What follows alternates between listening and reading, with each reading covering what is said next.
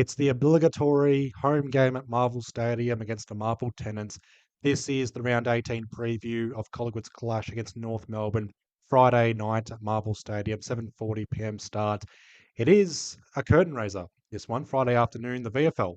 Collingwood taking on North Melbourne, 3:25 p.m. start at Marvel Stadium, 7:40 p.m. The AFL, Collingwood taking on North Melbourne. And I'm also going to mention the VFLW, Collingwood taking on North Melbourne Sunday morning, 11 a.m. at La Trobe University in Bundoora. That's the VFLW Grand Final rematch. But more importantly, two undefeated VFLW sides right now. It's second v third. Williamstown are on top on percentage, but everyone's on equal points. But North Melbourne, Collingwood, undefeated so far. Something has to give, and they are probably two of the best sides in the VFLW as well. So what we have is three massive games on the weekend against North Melbourne, Kangaroo Week, and this really feels like a moment of truth game, not just for Collingwood, but more importantly, North Melbourne. Not a be all end all, but I think for North Melbourne, and I'll give them praise this year, they are 8 wins, 8 losses. Now, there is an argument to be made that North Melbourne haven't beaten anyone special. 2 wins over Essendon. It's pretty much a rival for them, but 2 wins over Essendon, 2 wins over Richmond, a win over West Coast over there. They lost over there earlier in the year as well, so they split the wins with West Coast in Perth. A win over Port Adelaide to start their season, a win over Carlton, Good Friday game, and that after the siren win over Gold Coast. 8 wins, 8 losses. You can only beat what's in front of you. And North Melbourne, they've made improvements this year, but there's still some doubters out there with North Melbourne. But this game here, Friday night, it's a standalone Friday night game. It's a rare opportunity for North Melbourne to own the spotlight, own the moment, and prove to everyone that they have improved. I think they have improved this year compared to previous years, but this game and a win over Collingwood would shut everyone up once and for all. And you talk about statement wins for Gold Coast in previous years. This would be a statement win and then some if North Melbourne were to get up against Collingwood. I say get up against Collingwood because I feel like regardless, they are going to get up against Collingwood. And I did watch the game Sunday twilight, Port Adelaide v North Melbourne, and it's a scrappy game at best. It was below par or below standards, whatever you want to call it. The umpiring was shocking in that one. But for me, and this might sound weird, it felt like in that final quarter, North Melbourne put the cue in the rack, even though they were losing the game by a few goals. It almost felt like they had bigger fish to fry. And Friday night against Collingwood, Marvel Stadium, that feels like bigger fish to fry. That's their moment of truth game. And for us as well, this is a moment of truth game. 3 wins in a row. We've got a winning streak going on. We're inside the top 10. We've got some breathing space at the moment. And we have an opportunity here to continue building on our winning streak, hopefully climb up the ladder, get closer to the top 6 yet again, and also put certain teams beneath us. Another 8-point game, a mini elimination final, mini wildcard game, whatever you want to call it, to get into wildcard purgatory. I'm grateful we're back in the top 10. I'm not going to take it for granted like I did earlier in the year, where we're just hopefully getting to the top 6, not getting wins, and all of a sudden we're out of the top 6. Guess we still haven't taken a scalp technically based on ladder position, but that win up there against Gold Coast, 6-point win. North Melbourne has a 6-point win over Gold Coast, 7 goals down at halftime to win the game. That's probably more impressive, coming back from 8 goals down technically. But for us, going up there, sticking the statement win up their ass and getting a statement win of our own. This game here, Friday night, presents as a big opportunity for one of us to continue on for 2026 and for us to lay claim for a top 6 spot or wildcard at the very least. For North Melbourne, it proves to everyone that they've improved. They've got the statement win and a chance for them to kick on as well. They're not going to start favourite North Melbourne. It's pretty clear that we are going to be the favourites in this one on paper. We're the favourites on recent form. We're the favourites lineups, we're the favourites, you name it. And we need to play like we're the favourites, but we just know North Melbourne, like Gold Coast in previous years. And I did say this about Richmond and Port Adelaide, where I feel like they're going to play above their ladder position for this one. And North Melbourne, yes, we've beaten them the last 6 times. It does feel like they take it to us every time, barring 2023 and a lesser extent 2025 and maybe a little bit 2021. I'll talk about the recent history a little bit later, but for North Melbourne, it must be the vertical stripes. We struggle, or we're the bogies, or Hawthorn's our bogey side, and North Melbourne, we somewhat struggled to beat in recent times or comfortably beat them. The last proper comfortable win without a hitch was 2018. And that was Scott Penterbury bouncing the ball on the pigeon at the MCG on a Saturday afternoon. So we can't treat North Melbourne lightly. We know what they're going to bring against us, and they know what we're going to bring against them. So it's going to make for an interesting contest. On paper, we are the favourites, but you just never know with a team like North Melbourne. Just with the updated injury list, Isaac Quaynor remains out with the ankle injury out for another week. TJ, finally an update on his unavailability in the VFL, a hamstring, so he'll miss another game. Aliro Smith in the concussion protocols, unfortunately, another week there. So we possibly have Quaynor, TJ, Smith all returning from their injuries. Darcy Moore confirmed officially out for the season. That was confirmed Thursday night, so 5 days ago. Now officially on the injury list out for the season. Jamie Elliott, Oscar Steen, Reeve McInnes also out for the season with their injuries. And North Melbourne have 3 players out for the season, and George Wardlow out for a month with a hamstring. So they're pretty light for their injury list. They're healthy right now. Scott Pendlebury available for this game, but we're at Marvel Stadium. Do we call up Scott Pendlebury for this one? And if we call up Scott Pendlebury, who goes out? We do have technically bigger fish to fry with Carlton, but again, we can't take North Melbourne lightly. So Pendlebury comes in, who goes out? And there's a few names that could be up for being omitted for this game. Angus Anderson was a late in last week, kicked 2 goals. You can't drop him off that. Harvey Harrison played his best game at AFL level this year, his best game at AFL level in 2 years. You can't drop Harvey Harrison off that. Ned Long, his kicking lets him down, but 18 disposals. His pressure around the ground will be needed against North Melbourne. He's someone that could be dropped. Jack Buller not firing a shot as a key forward recently. Does he get dropped? Not a like for like replacement, but you just never know. Otherwise, do we manage side bottom? Do we go in for experience out? I don't want to see multiple changes. I did harp on Darcy coming in the ruck and the possibility of backup with Harrison Co debuting, but I just think as each day has passed on from our win against Gold Coast, keep Darcy Cameron in the ruck solo, Dan McStay pinch hitting, but I'm just worried about Sherry and Cooper Trenbath in the ruck. Knowing Craig McRae, you just never know with these selection surprises and possible debuts and whatnot. Liam Puncher, tremendous debut, can't be dropped as well. If Quaynor was available, then that gets a bit murky with Liam Puncher and his selection availability and whatnot and being dropped and whatnot.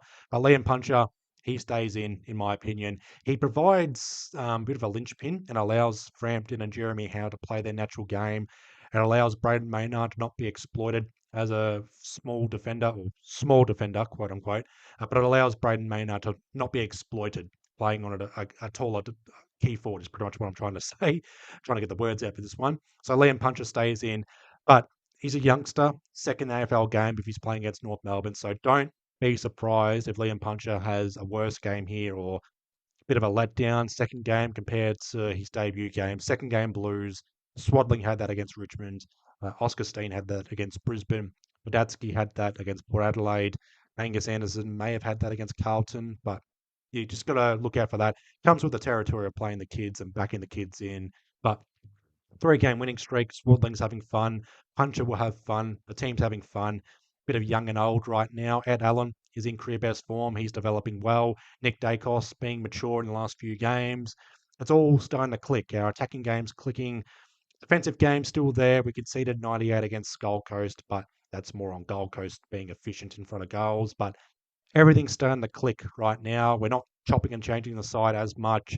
And that's what we need right now. We're changing training grounds recently, not much in terms of training loads or the heavy legs or whatever. So again, it's all starting to click right now, but I would just hate it for us to come undone against North Melbourne. But in regards to my selection speculation, I'd like to go with no changes, but if we're bringing in Pendlebury, then Pendlebury in for side bottom, and then, sorry, North Melbourne, but we got bigger fish to fry against Carlton, old rivals, yada, yada, yada. Fuck Carlton. But again, we won't treat North Melbourne lightly. And just with the compare the pair as well, pretty clear why we can't take North Melbourne lightly. Collingwood 11th for points for. We are 5th for points against. We go from 2nd to 5th, 98 points conceded, but it comes with the territory. North Melbourne just behind us for points for. 14th for points against. Their back line does let them down, but they are surprisingly a better defensive side for points against compared to Brisbane. That's strange. Also having issues with their number one ruck is North Melbourne. They're decent with their clearance work and midfield group, but nothing outstanding. Although their numbers last year were surprisingly good for their midfield group. This year, not so much, but it's other assets of their game that's slowly improving. Their forward half pressure, their handballing game, their quick transition game, even though the rebound 50 game's not as good compared to ours. It's a big point of difference, but For us, we're slowly making improvements with our attacking game. We are becoming more quick and efficient around the ground and being more direct heading inside 50, marked inside 50. That's improving. Just the set shot accuracy and overall accuracy killing us still, even though our goal efficiency and our efficiency inside 50 is slowly improving. North Melbourne, they're one of the more accurate and efficient sides in the game. The issue for them is they don't get a lot of looks to convert. But when they do, i.e., 2024 against us, it's scary, so we can't allow that.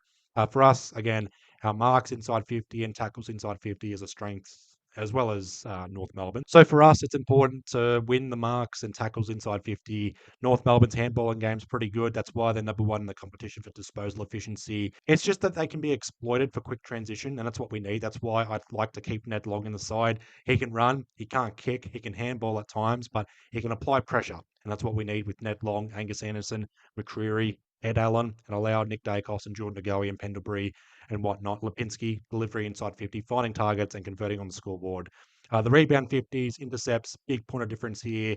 And I would just hate to lose the rebound 50s and intercepting game against North Melbourne. That's an area there for us to exploit North Melbourne in. And just with the recent history, Collingwood leads the overall head-to-head at Marvel Stadium, 13 wins, 6 losses. So this will be the 20th game at Marvel Stadium between Collingwood and North Melbourne. I was going to bring up the overall head-to-head, but it's lopsided. Give North Melbourne a bit of respect. We have won the last 6 games against North Melbourne, 2020, 2021, 22, 23, 24, 25. But in the last 5 games against North Melbourne, the Kangaroos have scored 4+ goals in a quarter 9 times. So last 5 games, 4 quarters, that's 20 quarters. 9 times they've kicked 4+ goals. 5 goals won in the third quarter 2021. 4 goals in quarters 1, 2, and 3 in 2022. 6 goals won in the final quarter 2023. Bit of junk time there. 8 goals won, 6 goals won, and 4 straight in quarters 1, 2, and 3 in 2024. And 5 goals, 3 in the second quarter last year. North Melbourne having the lead at halftime, which was a little bit scary. 2 laid outs with Pendlebury and Bobby Hill up by 3 points, 3-quarter time last year, and going on to win by 45 points. Last time we played North Melbourne, we won by 45 points, 15-18, 108 to North Melbourne, 9-9-63. Getting ahead of myself. The player spotlight, I'm going to put it on Tim Membry. In good form right now. He's kicked 14 goals from his 5 games played at Marvel Stadium playing for Collingwood.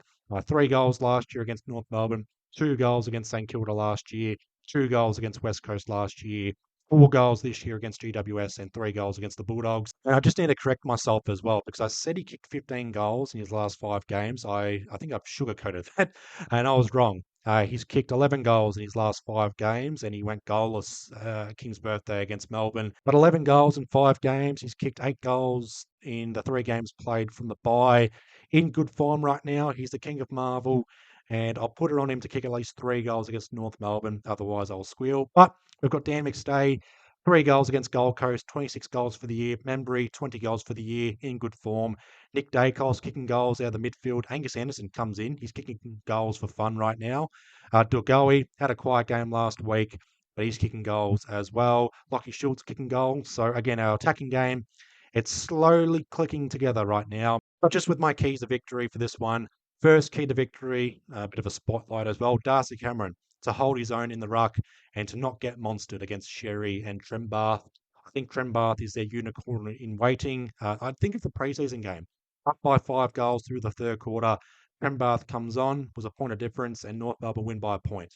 So I'm just worried about Trembath here, more so than Sherry. But Sherry, like Darcy Cameron, both have been impacted by the new ruck rules.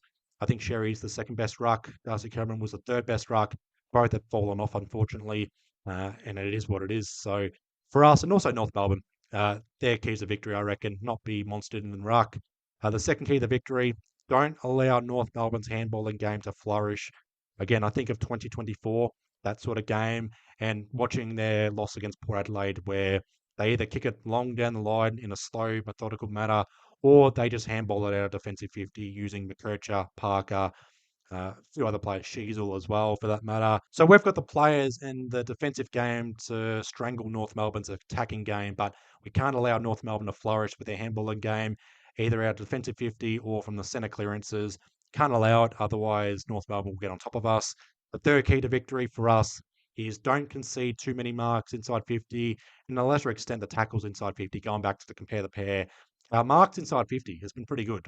Double digits, basically 3 marks inside 50 a quarter. And some of it can be a bit cheap and cheeky as well. We get a mark on the forward flank and then find a quick target inside 50. That counts for 2 marks inside 50 and whatnot. But for us, we've been pretty good with stopping oppositions with their marks inside 50, intercepting well for us, don't concede it, and also for us, get the marks inside 50. Point of difference stat right there. And the final kick to victory, stealing David King's words here, don't get beaten by what you know. We know what North Melbourne's going to bring. They know what we're going to bring as well. For us, we know what to expect with North Melbourne. It's Friday night, Marvel Stadium. They're on a 5-day break. We know what North Melbourne's going to bring. We know the potential they've got with their youngsters, their best players, and who can fire and whatnot. We can't allow them to beat us. Don't get beaten by what we know. But I am hoping for no changes. If it's going to be a change, Penderbury in for a side bottom or just one change only. In saying that, I was thinking if it's no changes, I wouldn't do a team selections final word video, but I will do a team selections final word video Thursday night just to clarify a few comments I made on Pies Footy live stream Tuesday night and just back up some points and just explain myself a little bit better. But that's a watch this space. So Thursday night, team selections, final word video. Friday night, my reaction to the game against North Melbourne. Saturday morning, review of our game against North Melbourne. No VFL report, curtain raiser. I'm working Friday afternoon or Friday in general, so I won't be able to watch the game in full. And then I might sneak a video or two in for Sunday, Monday, and then we focus on Carlton from there. But that's all for this video. Leave your thoughts down below, your thoughts on this game against North Melbourne. Expectations, selection, speculation, what you want to see, what you don't want to see, yada yada. Follow me on Instagram, subscribe if you're not already. The road to 1,000 subscribers is on. Give the video a like, share it around. Dislike it if you want. I'm getting a few dislikes lately, but it's fair enough. All feedback, all part of the course right now. But I'll leave you guys all to it. I hope you guys have had a good week so far. Please be well, please be safe, and I'll see you guys Thursday night for the team selections final word video. Up the pies.